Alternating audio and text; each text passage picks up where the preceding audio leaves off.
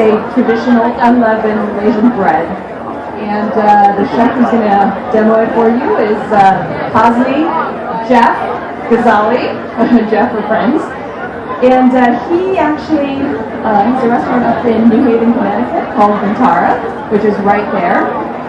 And it opened in 1995. It was the first Malaysian restaurant in not only Connecticut but in the U.S. So much that the then Malaysian ambassador said that it was the best Malaysian restaurant outside of Malaysia.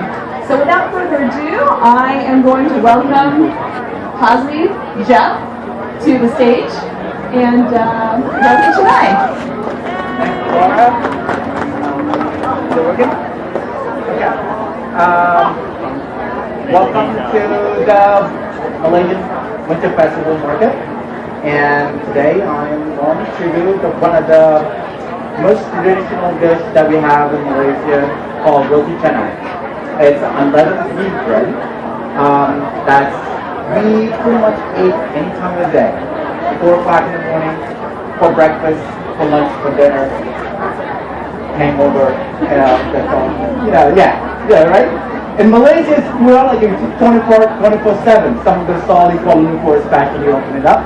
So we're going to start with the ingredients first. We have ghee, oil, sweet condensed milk, water, a little bit of salt, and high gluten flour. Okay. Thank you very much. Basically, just add in water, salt, and sweet condensed milk,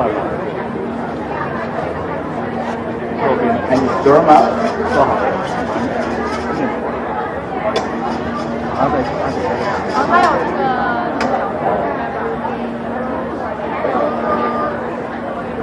When they set up the table, they forgot that Malaysians are not that tall. So it's like the table sits pretty much, way up high. Now, cooking cups.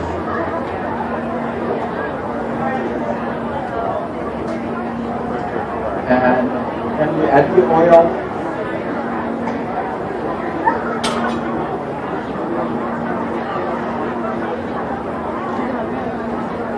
And the ghee.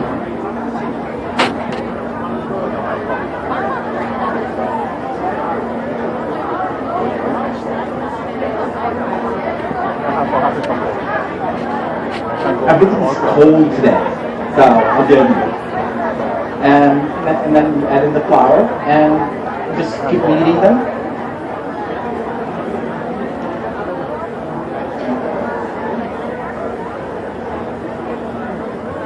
I'm going to cut short there, and this is what we have. Now roll into a ball and put a little bit of oil and ghee on it. And there you have it. So, why it's called roti canai? There's a lot of different idea or theory where roti canai comes from. One of them, well, this is traditional. Historically, roti canai is introduced in Malaysia by the Indian Muslim that that was migrated from India when the British was colonizing Malaysia, and also at the same time we call this process that we're going to do and the cooking method also is called canai. We're going to put a little bit of oil on the work surface. And usually in Malaysia we use stainless steel.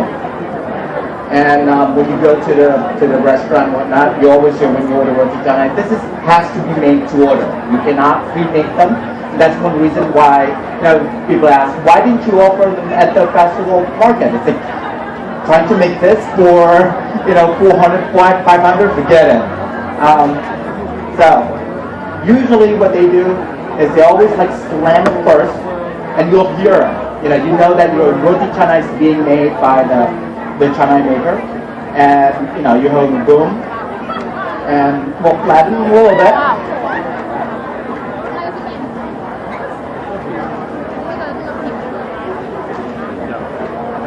chefs are not meant to wear all this gear up when you're working, you know, because when I work, everything has to be quiet. I don't like, you know, to talk. I don't like to noise or whatnot.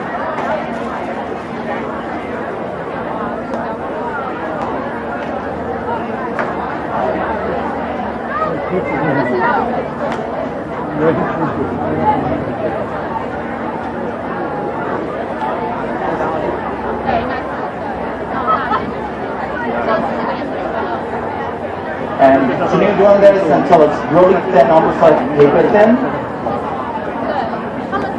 That's one reason why we need a high gluten flour.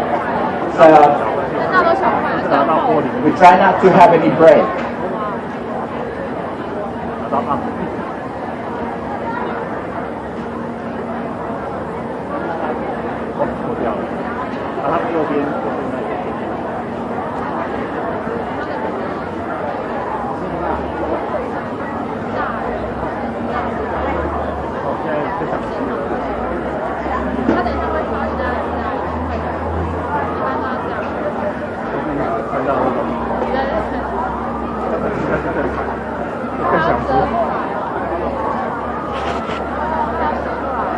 And that's that. There's also there are 2-3 different ways of doing this. You know, sometimes that's a plain roti canai, and there's also in the restaurant we serve also called roti mutaba. Mutaba comes from the Arabic word, basically ground beef, eggs, and like 7-8 different spices in it with, you know, white peppers and coriander seed and stuff like that. And also for breakfast, a lot of times Malaysia doesn't really eat eggs the way we do here, like fried eggs, sunny side up in the area. So in order for us to consume eggs, we break an eggs in there, and then you have egg roti. And it's always served with curry sauce or lentil sauce. So I'll do it again. One more.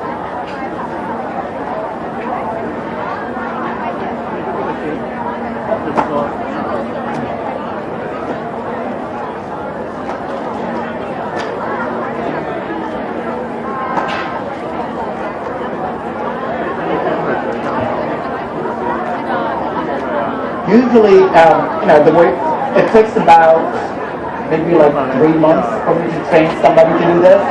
In the restaurant, we have to have one person just doing them.